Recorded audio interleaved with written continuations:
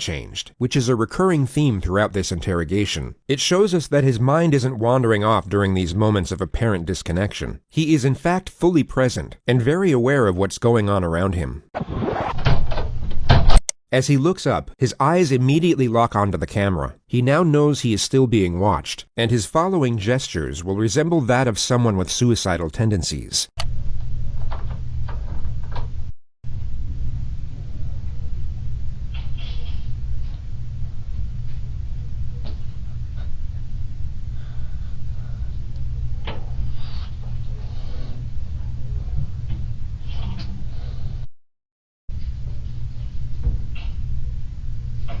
At face value, these externalized suicidal thoughts may seem genuine to some, but when framed with the rest of his behavior throughout this interrogation, they are exposed for what they really are: an act, a calculated attempt to garner sympathy and paint his character in what he believes to be a more positive light.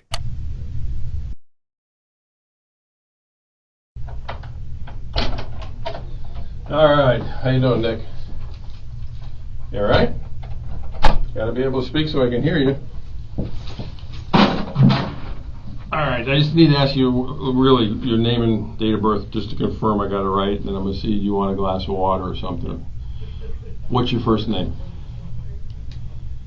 This is a situation where the proof against the suspect is already conclusive. He is without question responsible for the crimes under investigation, making the pursuit of a confession not essential. The police know he did it, but they need to know why he did it, which would already require a complex strategy in order to obtain the correct information. But the suspect's first recorded statements upon his arrest have now made the procedure considerably more difficult. What's going on today, bro? The demons, man. Demons? Voices. Yeah, no problem. Voices. Voices and demons? Where's the voices? What happened? Shut up. Just be quiet, man. Shut up. Demons, man. Voices. These two words have now forged the primary stratagem of his own interrogation, which is to cut through deception under the guise of supportive examination. The questions will be designed to lock him into a specific narrative about his alleged psychosis, while simultaneously giving him the impression that his responses are for his own benefit. Anything he says now can be used to refute any amendments he might come up with at a later stage. We all know that after this interrogation, he will have significantly more time to think, study, and even seek guidance from professionals about how the legal system interconnects with mental illness. Yet the majority of this forthcoming knowledge could be useless to him depending on what he says during these moments. The more details he gives away, the less options he will have for his defense later on.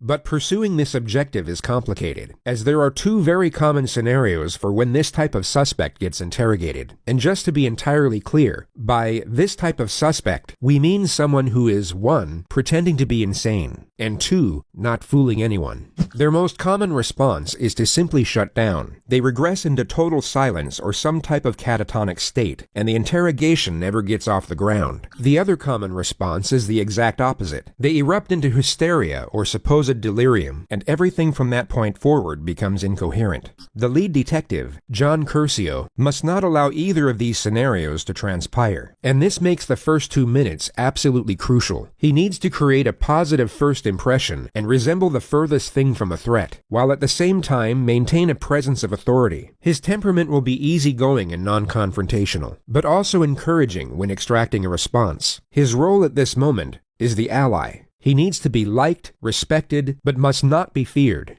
Not yet anyway.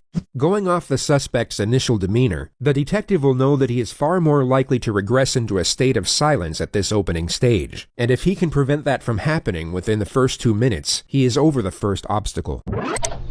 Alright, how you doing, Nick?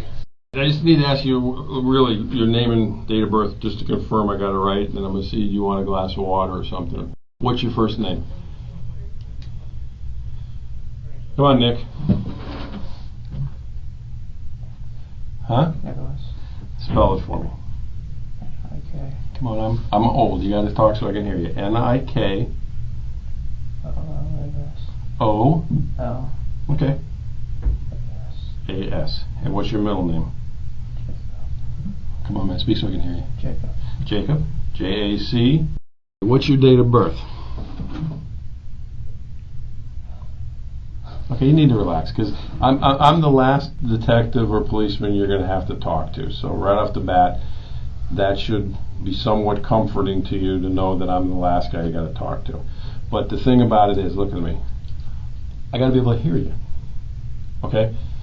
So all I want to do is get basic information from you, and then we'll get into the, whether you want a glass of water, all that stuff. What's your date of birth? 09. January? 09. 09 September.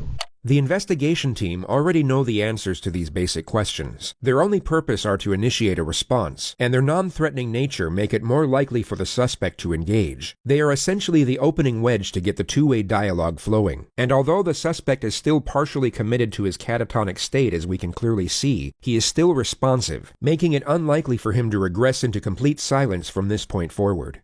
Everything up to this moment has gone to plan. The detective has one foot in the door, and he can now develop the relationship from a more secure position. He goes about this with a standard method of rapport development, the offer of food and water. All right, let me do this. You want a cold water? You don't know if you want cold water? Thank you. Well, thank you. Well, I'm going to bring in two, because I want one. It was hot, and if you decide you want to have it, that's fine. You sure you don't want something to eat? Okay. The refusal to accept food and water is a familiar response which you may have already seen on this channel. It's a glaring manifestation of shame. This is not to be confused